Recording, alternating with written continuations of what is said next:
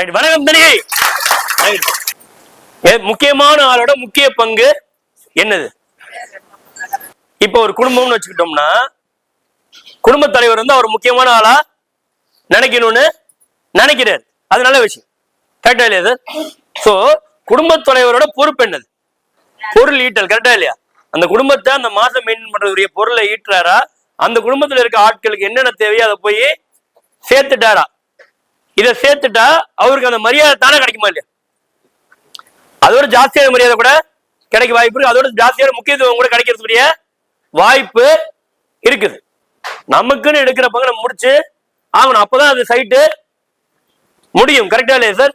நமக்கு கஸ்டமர் ஒரு சைட் கேட்கறாங்க, அதை கேட்கறோம், இந்த சைட் வேணும்னு கேட்கறோம். அப்ப எடுத்த சைடு யார் முடிக்கிறது சார்? அதாவது உங்களுக்கு சாதாரண விஷயமா தெரியல, இது ரொம்ப பெரிய விஷயம். இதுல எவ்வளவு சஃபர் ஆகுங்கிறது எங்களுக்கு மட்டும் தான் தெரியும்.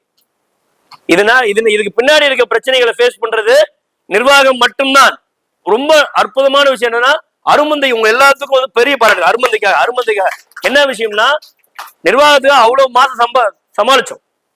நிர்வாகத்துக்கு அவ்வளவு மாசம் நம்ம சமாளிச்சோங்கிறது உண்மை. வேற யாரும் இப்படி பண்ண முடியுமான்னு தெரியல. அது பெரிய பாராட்டு. நம்ம கொடுக்கிற வாக்கு உறுதி. அதனால அது பேரு வாக்குறுதி. அந்த வாக்கு உறுதியா இருக்குன்னா வியாபாரத்துக்கு நம்ம அடுத்தது போயிட்டே இருக்கும்.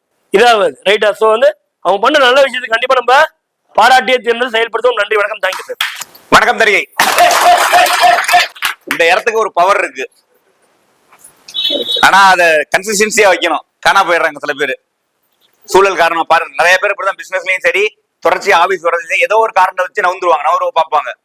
புடிச்சு நாங்க இழுக்க என்ன முயற்சி பண்ணாலும் ஏதோ ஒரு காரணத்தினால எதையாச்சும் ஒண்ணு புடிச்சுக்குவாங்க. நம்ம தரமா வளர்ந்துகிட்டு இருக்கோம்.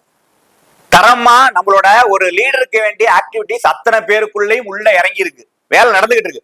அது ப்ராசஸ் நடந்துகிட்டு இருக்கு, ப்ராசஸிவா நடக்குது. ரிசல்ட் இன்னைக்கு வேணா வராம இருக்கலாம், சில பேருக்கு வந்திருக்கலாம், சில பேருக்கு தள்ளி போடலாம் தவிர, ஆனா வெகு தூரம் கிடையாது. நாங்க போக வேண்டிய இலக்குக்கு வெகு தூரம் கிடையாது. நம்ம ரீச் ஆக வேண்டிய இலக்கு. ஸோ தரமா அத்தனை பேரும் அவங்க லெவல்ல. ஸோ எப்படின்னா வச்சுங்க, அவங்க லெவல்ல ஒரு 10 மார்க் வாங்குவாங்க 30 மார்க் ரெடி ஆயிட்டாங்க. ஒரு 50 மார்க் வாங்குவாங்க 70 மார்க் வாங்க ரெடி ஆயிட்டாங்க. 70 மார்க் வாங்குறவங்க 85 மார்க் வாங்க ரெடி. 85 மார்க் வாங்க 95, 99 இது மாதிரி அவங்க லெவலுக்கு. அது மாதிரி அவங்க லெவலுக்கு இங்க இருக்க அத்தனை லீடரும், இங்க இருக்க நிறுவனமும் சரி, ஸ்டாஃபோட குவாலிட்டியும் சரி, அத்தனை பேரும் வளர்ந்துட்டு இருக்கோமா இல்லையா? சோ அதனால பழசு மிந்தினவங்க யாரை பிடிக்கணுமோ பிடிங்க. பிசினஸ் பீக்கா போயிட்டு இருக்கு, தனிக்கு அசைக்கவே முடியாது. இது மாதிரி போயிட்டு இருக்கு. சோ கரெக்டா டிராப் எடுத்தா இந்த வருஷம் உங்களோட இலக்கு என்னங்கறத அடைஞ்சே தீருவோம். நன்றி, மகிழ்ச்சி.